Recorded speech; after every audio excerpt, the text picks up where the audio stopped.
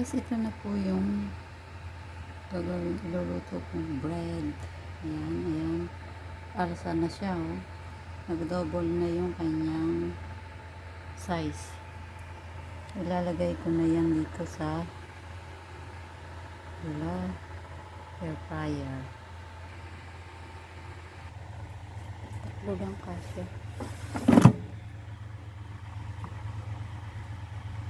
So, 180.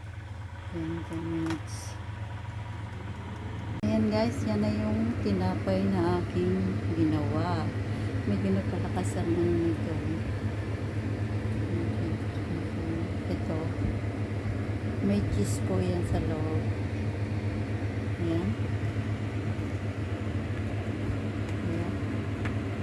May cheese ko yan sa loob. Ayan. Yun ang cheese niya. Salamat po sa inyong panonood.